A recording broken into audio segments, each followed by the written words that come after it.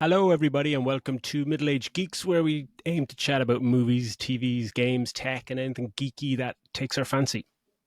Very happy February to everybody, and for this whole month, we will be revisiting some of the greatest movies to celebrate 25 years of some absolute bangers that came out in 1999. So we're going to party like it's 1999. And we'll be covering some games also from 1999 in our retro corner. So, my name is Daz, and I'm one of your hosts, and my other co-host is Phil. How are you doing, Philly?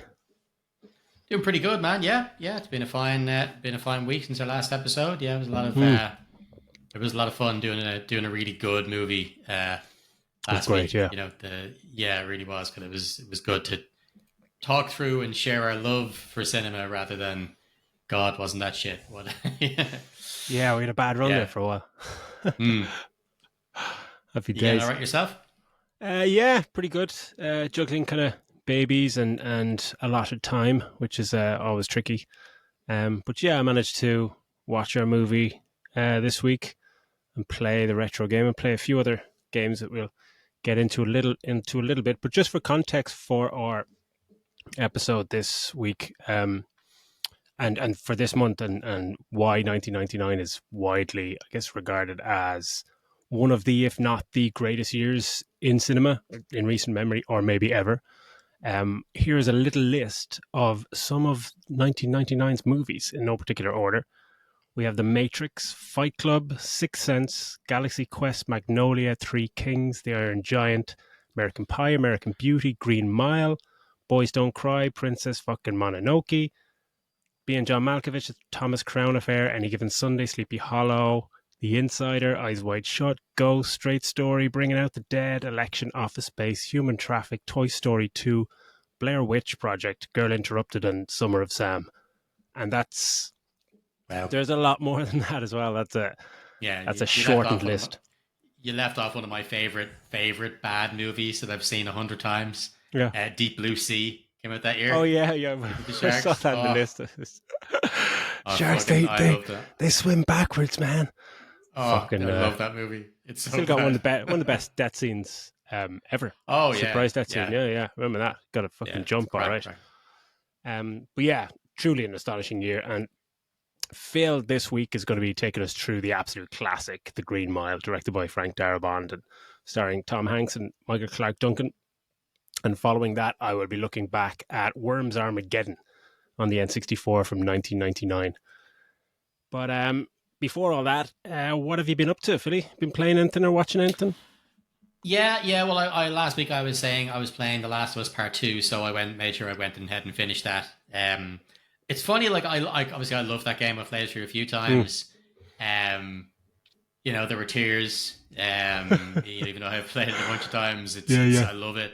But it's gas. Like, I kind of decided to look up online to see if there was any news on the third game because of the fact that the show did so well. I figured that we're going to be hearing news on the third game, and I just stumbled across some Reddit threads about people talking about this game, Last of Us Part Two. Yeah. And like, there's so much hatred for it. Like, I knew people weren't massive fans, but like the slating, the writing, and everything. Like, they hate Neil Druckmann. They were saying calling him Neil Cookman, which is just the laziest fucking thing. But like, there's just so much hating what they did to the character of Ellie. But in a weird way, like, I don't want to go into it, but like, some of the comments around what they did, what they did to Ellie and what they made her into were just a bit weird. It's like, hang on, she's a child in the first game. Don't be getting all creepy with it. I know, look, Reddit's a creepy place, but still, even reading through it was just so much bizarre. Now, luckily, those people are like, they're saying that the franchise is poisoned now and it needs new writers and new directors. But I mean, the thing is that like Naughty Dog aren't going to care about that because it was massively successful, both critically and sales wise. So there's no chance of that changing. That they're changing writers and director and all the rest of it. Like.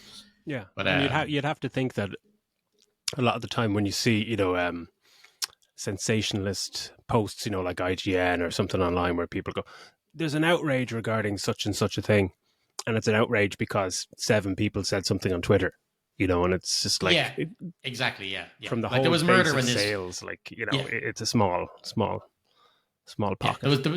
There was murder about this when it first came out. We don't need to go back through the whole lot of it, but it wasn't that they changed.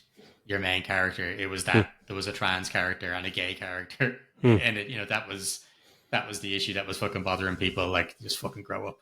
But Yeah, anyway, like apart from that, apart we from could go on that, forever. yeah, I know, yeah.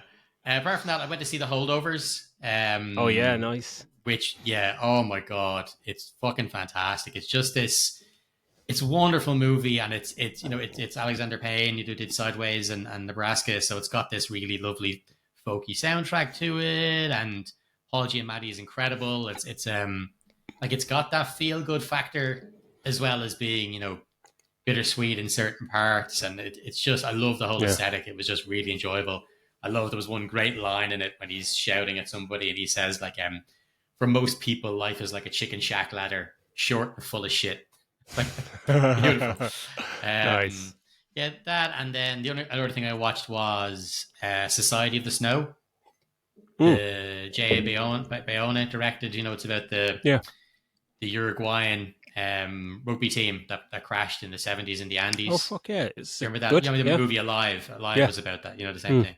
Yeah, no, I loved it. Like, Alive was a good movie, but cut out large chunks of it. Whereas like especially the trek, when they finally made the trek and try and find civilization, that was like 10 days long, and like Alive just did it in a almost like a montage kind of thing. It made it look like they were just strolling down the village, like, so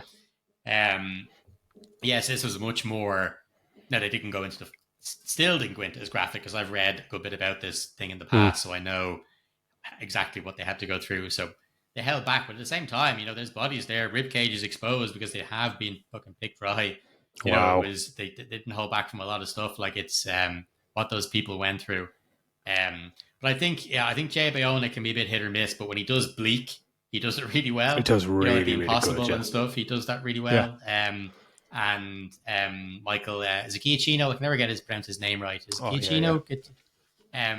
Yeah, really, because I was listening, I was like, God, the soundtrack has a bit of a Lost kind of vibe to it. And then turns out it was him, and he also did Lost. So, but yeah, no, that's all I've kind of been onto for the last while. What about yourself? Well, I had to, following on from that list of new games that I've been playing and haven't been able to finish anything, I added another game to the roster. And I got stuck into Pal World. No way, really? Yeah. Okay. Well, I say stuck into it. Well, for anyone that doesn't know what we were chatting about last week, Pal World is this survival game that's taken the world by storm. It's released in early access, so it's still kind of a work in progress, kind of a beta. But and these figures are astonishing. Like, it's sold 8 million copies in less than a week. Like 8 million fucking copies. Insane. Like, it took Spider-Man 2, I think, 11 days to make half of that, which is but money wise though, I don't think in terms of growth, 70 quid, like, but it's still incredible. Oh yeah. But yeah, it's billed as Pokemon with guns, and it's really not. Like, it's a 3D survival game. Obviously, where you play as a human in a world inhabited by pals, these kind of creatures that you can capture and used to help you survive the world, and blah blah blah, and you have to gather resources and build bases and weapons and stuff. And I'm not a big survival guy at all, but I said, right, I'll just spend an evening and give it a go. And it really goes into, it kind of touches on the darkness that, if you think about, like, Pokemon and capturing these creatures in little balls and stuff like that, making them fight with you, it's very quite dark. Like, I captured one creature, this little kind of goat thing, and it would act like a shield. If I press the left bumper, it would come up as a shield. But when I draw it out to use it as a shield, you could hear it kind of screaming slightly. Oh God. It's just like, holy fuck! It's just like, it's a bit kind of strange. But I lasted about 2 hours. There was a few kind of, not so much bugs, but from the offset, it would not reset. Well, it wouldn't. I wasn't able to change I always invert the y-axis and x-axis in the settings, and just whatever I did, it said you have to respawn to get these settings to change. And I kept respawning and started the game again, but it just wouldn't change it, which is pretty fucking annoying when you're just running around and the camera keeps swinging all over the shop. So that was pretty annoying. But then yeah, I was going along and enjoying it to a point, but then I went off and decided to go on a little trek, down to a beach and try and see what I could find. Yeah. And then the sun set and I froze to death on the beach. And I was just like, oh, fuck this shit. No clothes on or everything. Yeah, it's not really for me, but yeah, you can see why Oh, people are just dying for an open world Pokemon game like yeah. this. But this is not Pokemon with guns. It's more kind of a survival, cutthroat survival game with Pokemon-y creatures in it. But Hmm. yeah, I won't be. But I don't think I'd be going back to it. well, Would that be you've enough something? games to be you've enough games to be keeping you going. But what I've been watching, we spoke about this in our year wrap up. Top Boy finally finished the 5th season, which is Okay, only cool. 6 episodes long, and yeah, just really good, excellent series. We talked about it before. It's fantastic. The acting, writing, cinematography, score. It's everything's fantastic. But there was one thing, like it reminded me. And this seems like a strange thing, but it reminded me of the last scene of the last season of Game of Thrones in terms of it just felt a bit different in terms of. I think it was obviously the pacing. It went from maybe 10 episodes, 8 episodes down to 6 episodes. So there was one kind of. Right. I'm not going to give anything away, but there's a character arc that they need a few more episodes to sell it. It kind of happens over the course of an episode and a half. And while potentially believable, it just, myself and Ali were just looking at each other going, that's feels a bit rushed, a bit forced. And then something happens, and then the whole kind of season is about somebody just trying to undo something rather than kind of Okay. progressing the story, forward. It's just felt a little bit slightly short, and I'd heard people had some reservations on it. It's still a phenomenal show, and it ended with a bang, really. But yeah, it just felt a little bit off, and I was curious. I went straight into just check, was it different writers or different showrunner? Did it, did something change? Yeah. Why make the change from even 9 episodes to 6 when Netflix were just throwing money at them anyway? So it just felt weird to rush something like that. Yeah, but Mm. yeah, but anyway, yeah, fantastic. I still will watch it. Like it's as I said, I'd watched the original, Mm, but never got into watching that. So I will get around to watching it for sure. yeah, it's a top quality show. But yeah, with that out of the way, let's move on to our movie review. So over to you, Philly.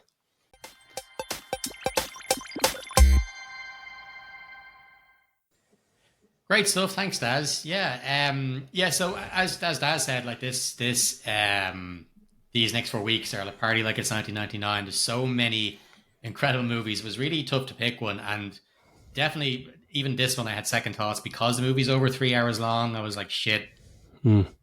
it's gonna we're gonna condense this I was fucker into cursing that. you. So It's like, fucking like 3 hours. yeah, so like I mean we won't go into massive into detail. Kind of do the highlights and our favorite parts, and and talk about the movie that way.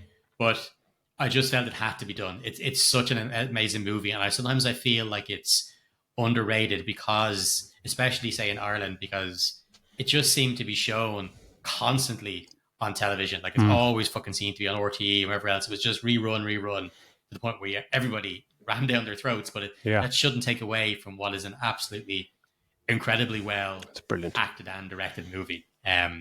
So let's just jump into it, and Mm. hopefully it'll bring back some memories for those of you who haven't watched it in a while.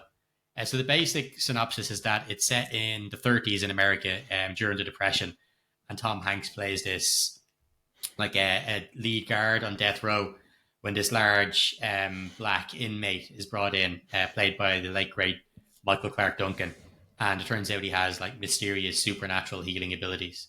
And it's based on this short story by Stephen King, like a serial short story Mm. that he was releasing like every week because apparently people kept skipping to the end of all of his stories. So he released them then weekly kind of thing. So people will sort of mini cliffhanger in each episode kind of. It's great. With him, he didn't even know how he was going to finish it. And Stephen King still doesn't know how to finish his book, to be fair. Yeah. But so Frank Darabont directed, as Dad said, and this is the second time that we had a Frank Darabont Stephen King prison movie. Shawshank Redemption being the other one. 5 years was previous? Was that 94? I Yeah, think 94. Yeah. Yeah. Another cracking movie. This one surprisingly didn't win any Oscars. Yeah. Green Mile. Not When at you all. think about that, just shows you the year that this was. What came out The this year just caliber, shows yeah. you, the caliber of movies that were out there. And when you look at the performances and everything in this, um, we start off the very early setup is just to kind of let you know what happens, and it's like this, like a split between two parts. The first part is being this, people are out hunting, looking for these, search party, looking for someone that's missing, and then it cuts into modern day, and it's an older version of Tom Hanks's character, and he's telling he's having a rough time in the retirement home, and he confides in a friend what happened way back then during this movie in the mid 30s. And so it just then, that's when it kind of cuts back then and we get into our main story. And we're introduced to the cast fairly quick on. And for me, I think that some of these people have career bests in Mm. this movie. Like David Morse, incredible. Never been better, yeah. Barry Pepper. Mm. Like I don't think I've ever seen him bad in a movie, to be honest. Yeah. But he's just fucking class in it. Your man, Jeffrey DeMunn as well. Like, I think that these, for me, the movies I've seen them in, these have been some career bests. Like, they were fantastic. But yeah, so as I mentioned at the intro, like John Coffey, this big, huge guy gets brought into the prison, and he's massive, but and they're all a bit worried about what he's going to do. But he's kind of a bit slow, a bit simple. And they used a lot of really good camera tricks to make him seem bigger than he is. Like James Cromwell is taller than Michael Clark Duncan, but the way they shoot it. Yeah. That's for the force perspective. Yeah, I think David Morse is the same size as him. Tom Hanks is only 6 inches shorter than him. So they had them like trenches either side where he was walking, or sometimes they'd have him up higher, always just to make him fucking massive.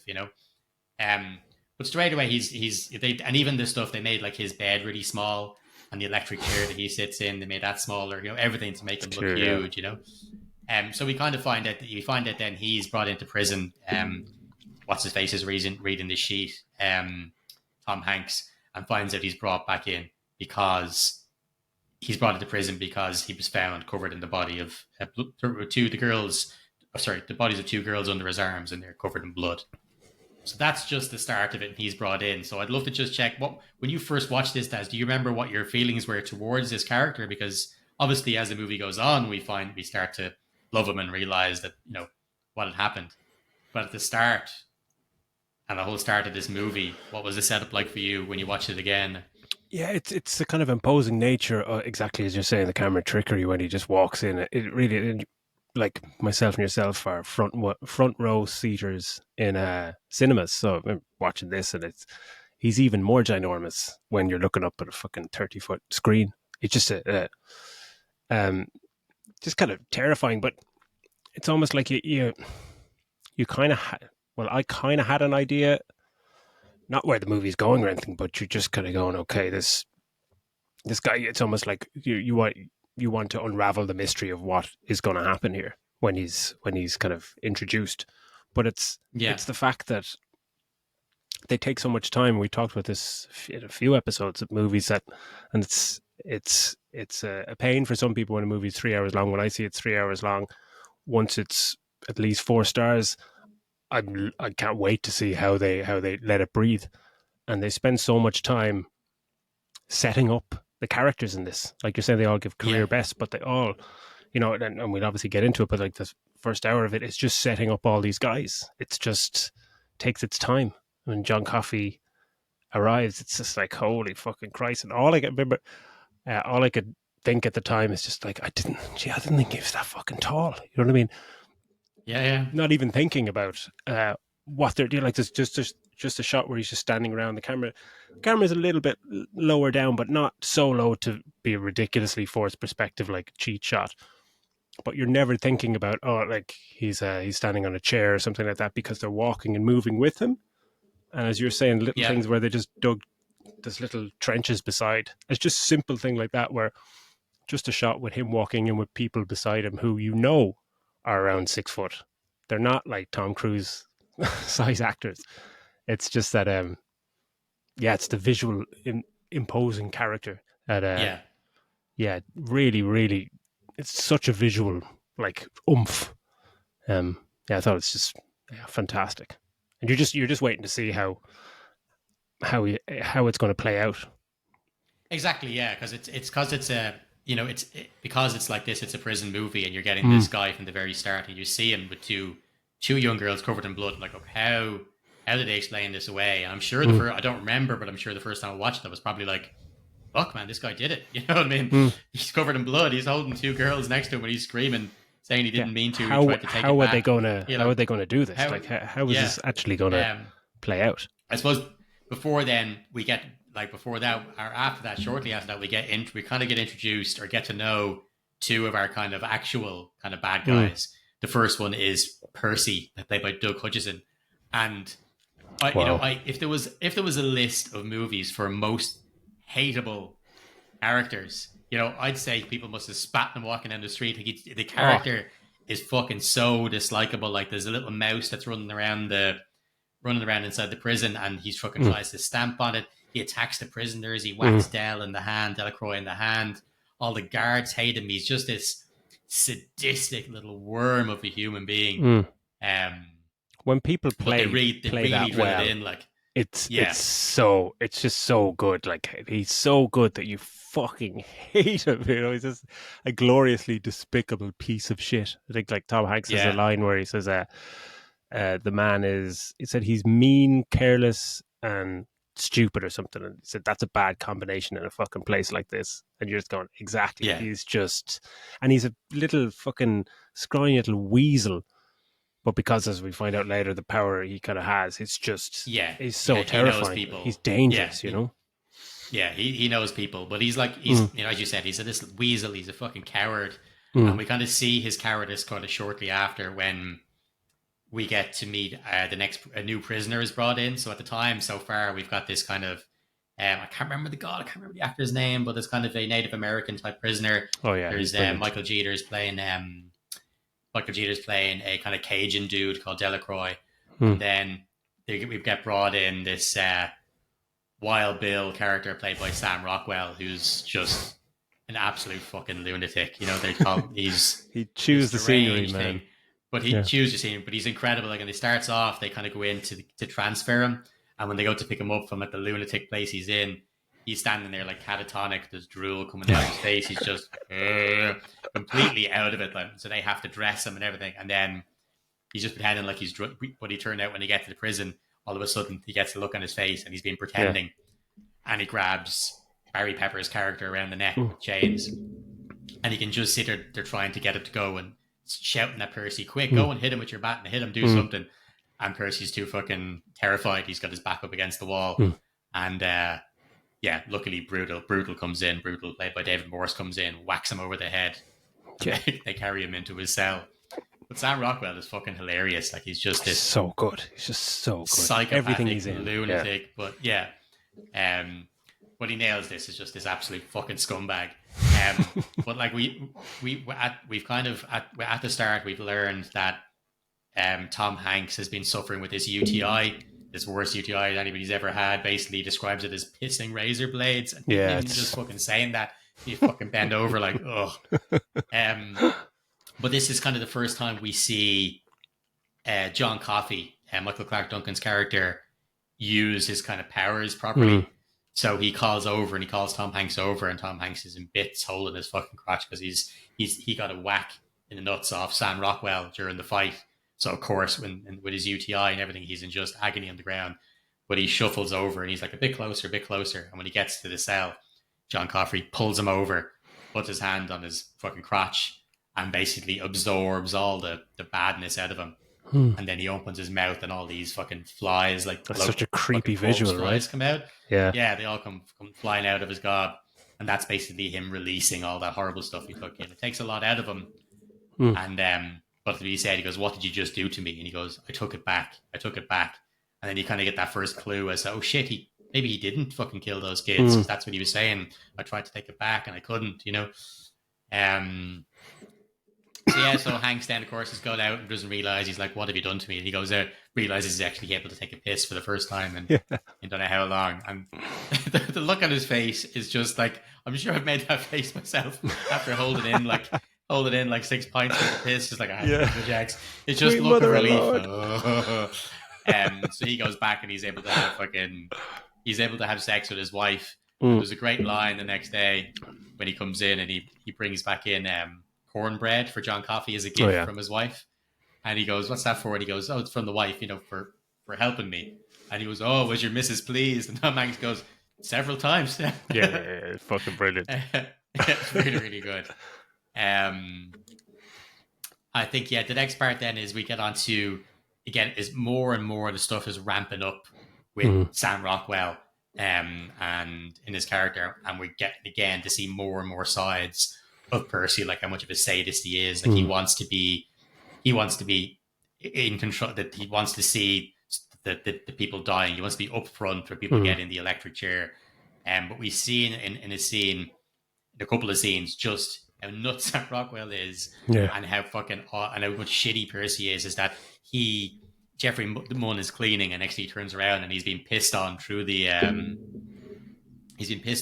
cage by Sam Rockwell. And so they come in as if they're going to put him in a straight jacket. They fucking hose him down with a power hose, Yeah. fucking Yeah. main fire hose, and they throw him in the padded cell. And then, so eventually, anyway, he gets out after, like, they throw him in. He gets out and he grabs Percy. He gets back into his own cell. He grabs Percy and eventually lets him go, but he grabs him and Percy ends up pissing himself. Yeah. Yeah. And you just see that because he's just terrified of everything that happened to him. And Delacroix laughs at him. And Delacroix at this point has taken the mouse that's in the place. He's taken him over as a pet. A guy he calls Mr. Jingles. Yeah. And Mr. Jingles goes running across the floor, and Percy fucking stamps on him out of spite. And again, it's just more and more just digging in. Yeah, it's just showing these characters, what an asshole he is. Now John again uses his powers and brings the mouse back to life, and all the guards are able to see it this time. Like, holy shit, because the first time it was only Del and Tom Hanks that saw him use his powers, so they're like, wow, he really is a miracle. What did you kind of think at this part? Because it's before we get into the next part, which is what Percy does to Delacroix as kind of his revenge. How are you feeling at this point of the character building and everything? Because, I mean, we're probably only hitting halfway through the movie at this point. That's the key thing. We're kind of halfway there, and you're almost thinking, like, not where is it going, but it's just like how long is left in this movie, and where these characters going, or how worse is Percy going to get. But it's that it's on repeated viewings when Delacroix laughs and Percy kind of catches him laughing. You're just like, you just know something. Yeah, like he's singing a song like Percy piss his pants, something. Yeah, like he's singing a song at him, and that's pretty. But it was the mouse being stood on. I remember in the cinema, and just a collective groan from hundreds of people. It's just such a, you see grotesque things in movies all the time, and people doing despicable things. But it was just that moment of pure, just like, he's just going, fuck you. That's the one little piece of happiness you have in this shit show of a place. And I'm going to fucking stamp it straight away, knowing that this guy has only short time left before he goes to the electric chair. And you just take that one last little bit. It's just, and he gets what's coming to him. He gets what's coming to him, exactly. But at that point, you're just going, I really hope they do that, because movies with this, we talked about happy endings and in Poor Things last week. But in a movie like this, you get a sense that there may be some element of a happy ending, but it's going to be pretty dastardly or pretty shitty for certain characters, and you're just hoping that he's the one that just doesn't get to ride off into the sunset after doing this kind of shit, But and that's it. Like, that's kind of the point where you think, can he do anything worse? And they kind of they've said to him at this point, look, we'll let you be up front for an execution as long as you promise, that you're fucking gone after this. You'll take that promotion that was offered to you. We don't want to see it. Don't want to see you again. And just when you think the stamping on the mouse and doing all this stuff is the worst thing you could do, the next part is just absolutely horrific. So it's one of the most horrific scenes I think I've ever seen. Yeah, it is. Yeah. So Delacroix goes in, and it's not for the faint of heart. He goes in to get put in an electric chair, and he has any of his last words, and he's just like, you don't know actually what he did. You don't know if he's a murderer or what, but he's just saying, I'm sorry for what I did. I'm sorry for what I've done. Hmm. But earlier on, when Percy is in looking at how the thing is going, it's explained to him that you use a sponge, it goes in the water, that goes on the head, and that conducts the electricity. So the death is like that, goes straight Hmm. into the head, and that's what kills him. You know, always make sure that's dry. So obviously that's, you know, sending a bit of foreshadowing, Hmm. because when it comes to this execution, firstly, very cruelly, what he does is just before Delacroix had gone in, he's worrying what's going to happen to Mr. Jingles, the circus mouse, and Tom Hanks and uh, David Morris have said, well, you know, there's actually this place we can take him called Mouseville. Yeah. It's like a little mouse circus, and he'll be able to go there and da da. And so it's this nice memory that, you know, there's no reason to antagonize this guy. He's paid his debt. He's going to die. Hmm. So they give him this nice thing, and he's happy that the mouse is going to be looked after. And just before, not only does Percy tell him while he's crying before he's dead, there's no such thing as Mouseville. These dickheads have been lying to you. He Hmm. also doesn't wet the sponge. He just bends down, goes near it, puts the Yeah. dry sponge on the head, and then he goes roll on to, and they shoot the electricity through him. And of course, it's a dry sponge, and it's not being properly conducted straight into the head. So he is bucking while there's smoke coming off the body. He bursts into flames. Fries alive. He's Like, frying, fries alive, and they're like, you can't do anything. The smell is in the room. The people in the crowd Hmm. who sick fucks who come to watch this kind of thing are all like, what the fuck? But Yeah. he, you know, David Morse grabs Tom Hanks and goes, you can't switch it off. You can't stop it because Hmm. you know, we can't stop in the middle while he's half fucking burning dead. You have to finish the job. Yeah. And so Oh. Percy tries to duck away, and Tom Hanks grabs him and turns him around and goes, you look at what you did. Hmm. And he's just bucking, and he's screaming, and the mask that's on his face, the fucking flames are coming through his. It's something out of an proper horror movie. It's really, really traumatic. Like, and the sound design in that Yeah. sequence is no dramatic music or anything of the sort. It's just him frying, and the sound of the electricity, just kind of just the sound of him being charred live. It's a horrible scene to listen to, let alone watch. You know, it's one where I remember in the cinema you could look away if you wanted, if you did, you'd still hear it, and it's that kind of like just fuck off, like it's it stays with you. Like, you know, I've watched it a ton of times. Watching it again, it's a tough watch this week. It's tough watch. So anyway, he's brought down into the fucking thing, and you know, Tom Hanks and fucking thing want to absolutely kill him. Like, look what you fucking did. He's paid his debt. Don't fucking touch him. Because even it's just, you know, he's just a sick fuck. And we've seen James Cromwell a few times at this point, and this is kind of, we see him again at this scene as well, and we've met his wife too, Patricia Clarkson, and we're told she has a brain tumor, but we don't actually see her just yet in a really bad way. She's just tired and da da da. But then James Cromwell tells him, no, look, she's really sick. You know, she's getting really bad. They did the scan, did the X-ray, and it's a tumor. And so Tom Hanks sits down with his wife, and he has the idea. He's like, what if we broke John Coffey out of prison, got him to Cromwell's house, and maybe he might be able to heal him. So they come up with a real fucking elaborate plan of what they're going to do. So they drug Sam Rockwell to knock him out. They get Percy and tell him this is payback time, and they stick him in the padded fucking, what's it called, straitjacket, and throw him into the padded room. And it's here, we only find out later, there's a part here where John Coffey realizes it was Sam Rockwell that's the reason that he's in prison. As he's walking past, Sam Rockwell grabs his arm, and John Coffey gets a flash of all the bad shit that Sam Rockwell has done in his life, you know. But anyway, they get him out of the prison, they get him to the house, and he heals her. But this time he's unable to release the flies. It's taken too much out of him, you know, and he's just in bits. So they have to get him back to the prison. They're really holding him up, and he's fucking gigantic. Monstrous man. So he gets back. Yeah, monstrous. They get back in the prison. They let Percy out, and Percy's still being still the dickhead even after they've let him out. So fucking what's his face? John Coffey grabs him, pulls him towards him, and all the flies, all that badness and evil that comes out of the horrible thing that he'd taken out of Patricia Clarkson, this tumor, he spits it straight into Percy's mouth. He absorbs it all, and Percy just walks down the hall, turns in, looks at Sam Rockwell, and Sam Rockwell's like, "What the fuck are you looking at?" And he just fucking pulls out a gun and just fucking shoots him, empties the gun into him, and kills Sam Rockwell. That sequence is just brilliant. Both of those dickheads had it coming. Because Mm. it was a fucking get in moment, Yeah, yeah, yeah. despite the fact that like he's one of them is dead. It's like fucking good enough, But the for like you that said, Percy doesn't he doesn't get to go off and get yeah. do what he did, murder, kill Delacroix the way he did, torture prisoners, be a Mm. sadist, and still get to go off and have a nice normal fucking life.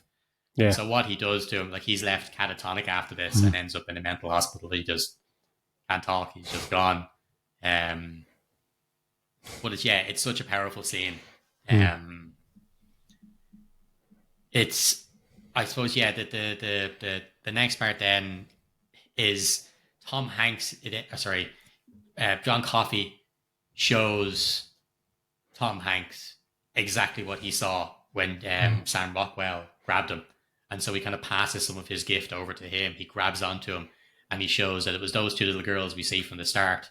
Yeah. We see that they were living in a house, and Sam Rockwell was a farmhand, and he played the two girls off each other. You tell her, or you scream, and I'll kill your sister. It's fucking And basically, creepy. he raped and raped. He was working there as a farmhand. He raped and murdered these two kids, and obviously John Coffey came across them, tried to take it back, tried to bring them back to life, but it was too late. They'd already gone. So when they found them, he was just crying, stroking the hair of these two blonde girls, and they just assumed, as rightly they would, he's a murderer. I can't believe I've condensed this movie because I'm nearly towards the end. I can't believe I've condensed it in such a small amount of time. It's fantastic. But yeah, the last few scenes are just heartbreaking. Like I can actually, as I'm saying this and talking about it now, I can feel myself well enough. Yeah, me too. Yeah, It's just, it's brilliant. It's so well done. Like they're talking to him in the cell, and as they walk out of the cell, and he's telling them that this is the thing that has to do, and he's tired of seeing all the horrible things that we all do to each other, all the horrible things in the world that people just can't be together and be nice to each other, that it's just killing and murdering, and it's just horrific. And he talks about how he had a wonderful dream, and in the dream he was there and the two girls were alive and happy, and Mr. Jingles was there, and then he just asked me, is there anything else we can do for you before you go? And he's like, well, I've never seen a movie before. And so they bring him in, and I think I'm not sure, is it Clark Gable? I don't know the movie. Is it Clark Gable or something dancing or singing? And they get to just see him in there, and like he's just amazed by this, moving picture show. And then they take him off, to bring him to be killed. And Jesus Christ, that Barry Pepper crying is what started me crying. Oh yeah. They're just broken. Excellent crying, like, because you can see in the scene before he bursts out the tears. Tom Hanks is telling him, like, when he's looking at it, just wipe, keep your eyes dry, wipe your face before you stand up again. But his crying is amazing. Just almost as good as that is David Morris holding back the tears. Like, you're looking at him, and that is the face of a man who is just fucking dying to cry, because they know the injustice. They've seen the miracles that this thing, and like Tom Hanks is so terrified because he's like, what is God going to do to me when I finally meet my maker? I've taken one of God's, I'm in charge, I'm the one flicking the switch and taking one of God's greatest gifts out of this planet. What will happen to me? Or can I just say I was doing my job? It's just, but they're all in bits. I was in bits. And he asked, and the last thing he asked for is, like, they're about to electrocute him and they have to put the mask on over his face, and it got me angry just before then, because William Sadler was the father of the two girls that are dying, and him and his wife are screaming like, God, fucking fry him twice, he needs to be killed. At this point I started off assuming he'd kill him. At this point I'm going, shut the fuck up, dickhead, he didn't do anything. You leave him alone, he's a miracle. But he just says, can you not put the mask on me? I get afraid of the dark. Afraid of the dark. Yeah. And so I was like, and you're like, oh God, I'm gonna have to see him getting fucking electrocuted. And so that's what they do. They flick the switch, and although fucking he gets electrocuted and he dies, and it's just the absolute injustice of it. It's just absolutely heartbreaking. But it's the moment. It's such a powerful scene. Like when he asked for the hood not to be put on, and afraid of the dark. That's the start of, from that moment onwards, for the next like 2 minutes, is just Yeah, even just thinking about it now, yeah, as you were saying, you get kind of almost emotional. But like when he says, "I'm afraid of the dark," and then Tom Hanks walks over and just kind of shakes his hand, and you're like, "Oh Oh, fuck me, man! It's so beautiful." It's these movies or moments in movies like that make good movies great movies. You know, when you realize how much the film has grabbed you at that moment, how yeah. much has taken hold of your heart, really. Like, and good Thomas Newman's score just swells, and we get that beautiful Oh, it's shot at so good. Yeah, the yeah. score is amazing, and Thomas Newman, like to be able to do a score like this, not coming off the back of, but like he did Shawshank as well, and to have to give it new life and a fresh feel for another, let's say, prison drama. But that shot with Tom Hanks as the music swells and the lights kind of shatter behind him, and it's just like, fucking hell, it's just absolutely glorious. And then the tears flow, their tears and ours. And like, yeah, I bawl my eyes out. And Yeah. I think, yeah, it's And the it, reason you sit in theater as well. Remember, it's just being in there and just everyone was bawling. It's not just like, oh, the girls are crying. But look around, everyone's just in bits, like absolute bits. yeah.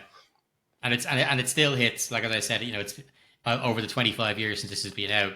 I've seen it tons of times. So many people have seen it tons of times. I'm sure, as I said, it's been on terrestrial TV here so many times. It makes the majority of lists, movie places that do lists of top 100s. It's going to be Hmm. in there. It's but it's still hit. Watching it back again, Hmm. that scene is just, as I said, I can feel the lump in my throat talking about it because Hmm. it's so powerful. And it's like Um, Tom Hanks. Tom Hanks always gets, like, at this point in his career, his Tom Hanks's Everyday Man was such like a staple of his films, and like the acting talent that you kind of take for granted. It's to such a degree that you almost don't see it. You don't even notice that he's brilliant. You can't imagine the movie without him in it.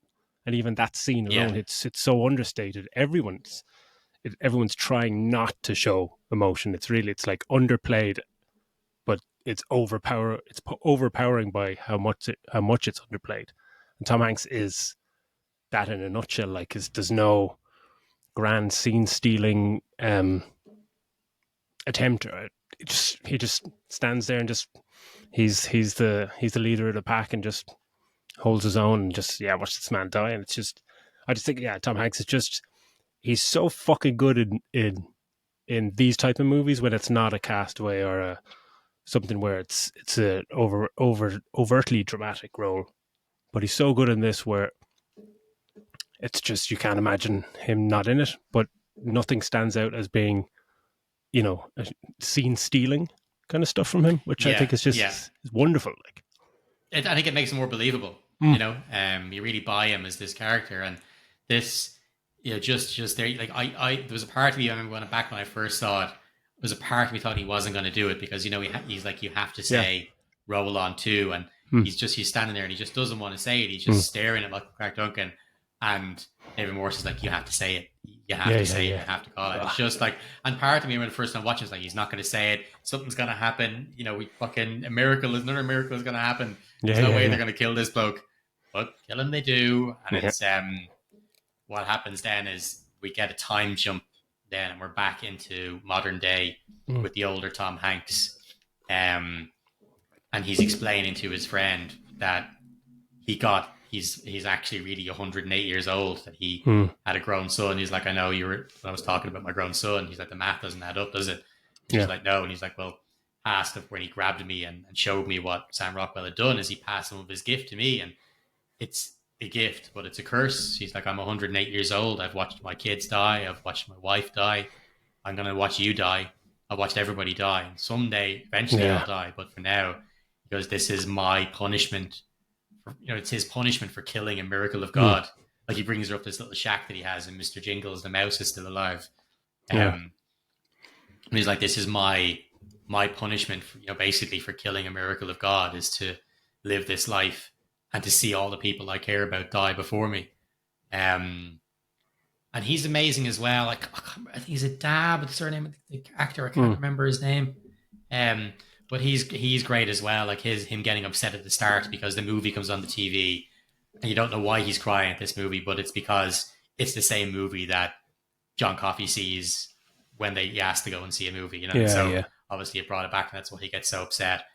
Um, but yeah, that's it. Like I've milled through that movie in whatever half an hour. Pretty Um, good going.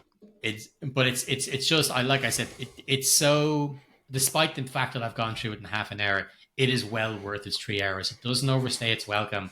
I've just cut out a lot of little parts, and there's so many funny parts. I've cut out a lot of that and just kind Mm. of kept with the grim stuff. But there's a lot of funny stuff, a lot of building up and showing you about Mr. Jingles, the mouse, and how he is with Delacroix, getting more time with him, with the Native American who's the first guy who's killed. And there's a lot of scenes really showing the humanity of Tom Hanks on that block Mm. compared to the likes of Percy. Like he's, as far as he's concerned, they've been sentenced. This is their time. They're going to die because of it. You don't need to antagonize them. We're here to make sure they see out their sentence. That doesn't mean you have to be a sadist. It doesn't mean you have to treat them Absolutely. like animals. And so that's how he does it. He has a distraction where he gets them off the block so he can do test runs of what their execution is going to be like. Okay, you come in here, you do this. Mm. He does it while he distracts them, so they don't need to be there. They don't need to have that hanging over them any more than it already is. And it's a wonderful way of showing, look, this is my job, it's my care, I'm filling out my duty, but I don't hate you. I don't hate you for the crime that you've committed. Mm. I just see you as another human being, but a human being who your peers have decided, or the law has decided that you need to die for what you've done. And they're all like that. They Mm. all, the other guards, bar Percy, are like that. You know what I mean? I don't know if that would have been an accurate reflection of what these prison guards are or were. I don't want to disparage any prison guards from the 1930s in America. Yeah, But hard to know really, but they it's do hard play to it know. off. But It's very poetic and tragic in the same breath, yeah, And I know it's there's people talk about the religious, you say undertones, but it's John Coffey, JC, Jesus Christ, all these kind of things. You could deep dive down some threads online regarding that, but I don't ever have a religious bone in my body, but I can tap into that kind of spiritual essence that they play out here.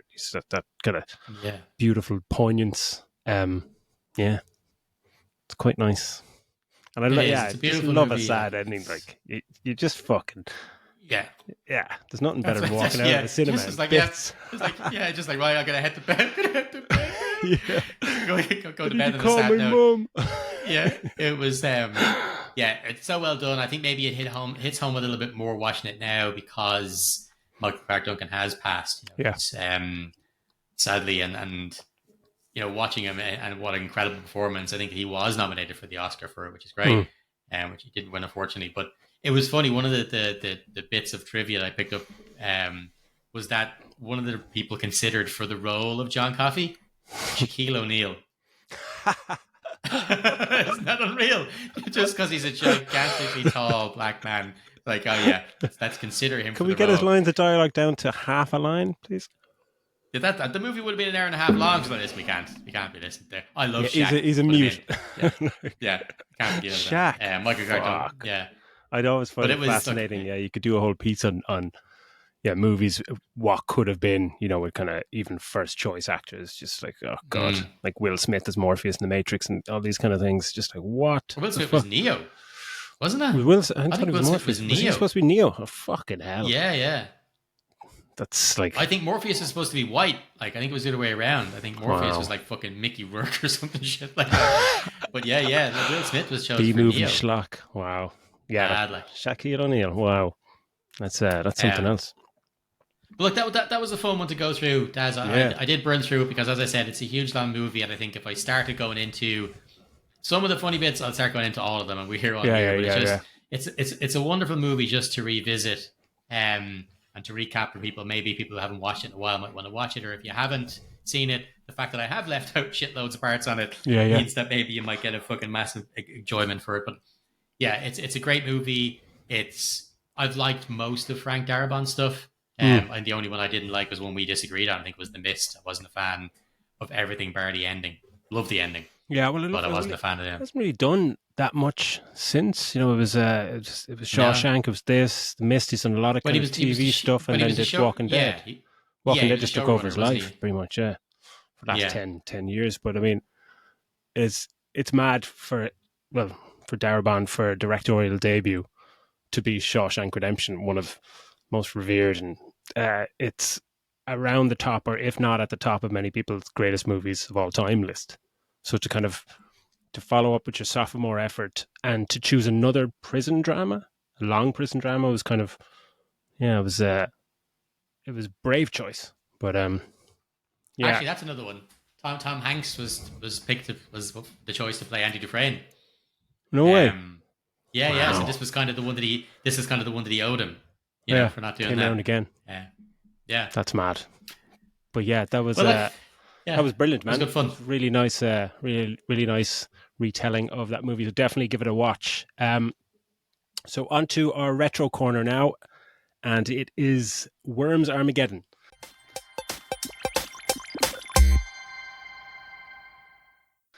Um, Released in 1999, late 99, Worms Armageddon was actually the third entry in the popular franchise. The original was in 1995. I think it was an instant hit. Initially planned as an expansion to Worms 2, Armageddon evolved into its own standalone game. Now, I played this on the Nintendo 64, what I think it was out on the PlayStation, the Dreamcast, PC, and the Game Boy Color. It's mad when you see Game Boy Color listed in what games were. Yeah, fucking showing our age.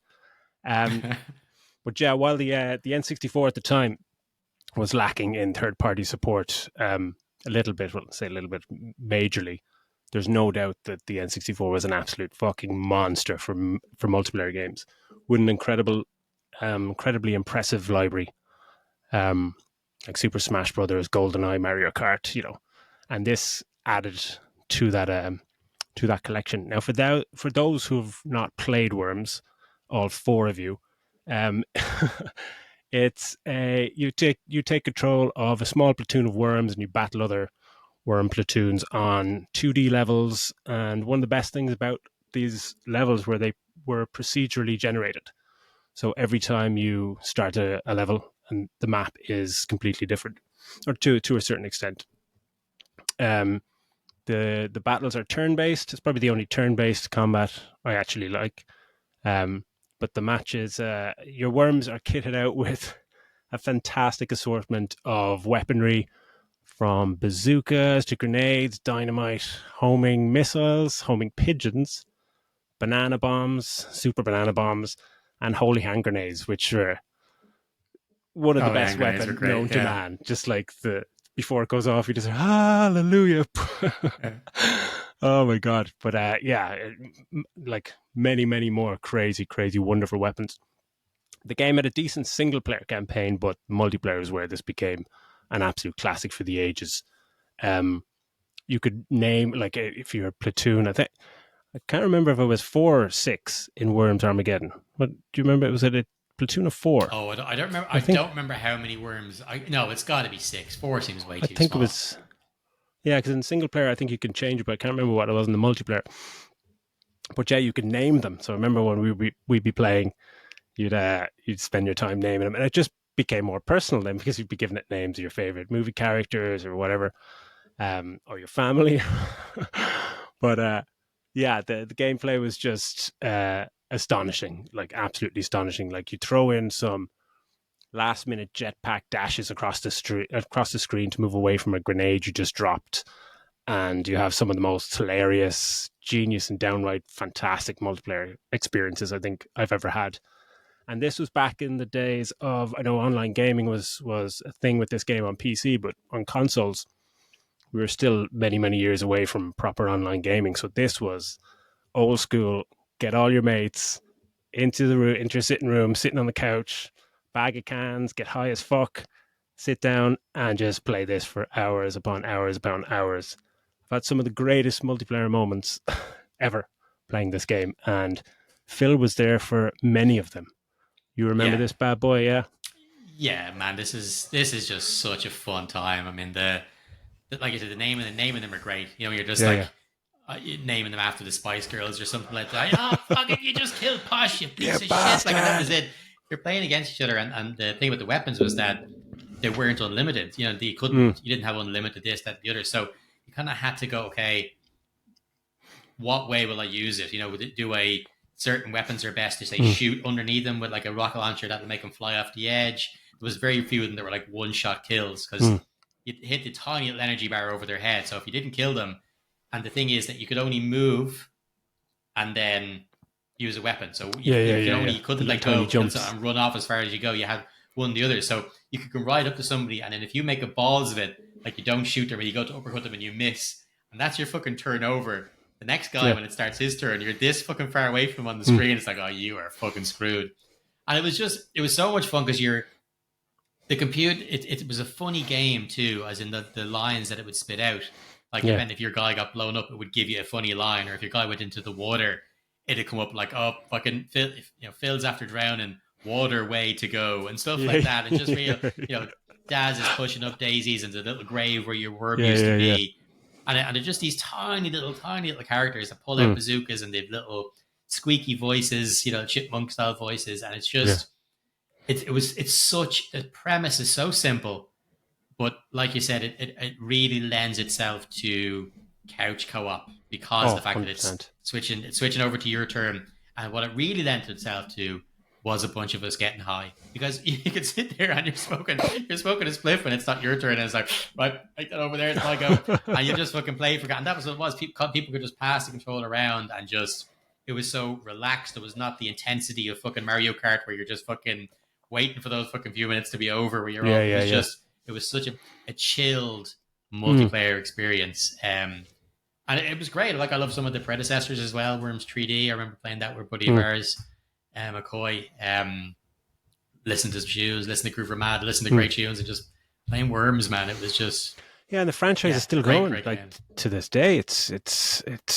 I think they've churned out like 20 follow-ups, or maybe there's 20 plus entries. And as of 2020, it's a turn 17. I think the developer was still updating this one, Worms Armageddon, updating with patches, which is and additional content and stuff, which is just really nice to see, because obviously they couldn't have envisaged how monstrous and world conquering this game would become.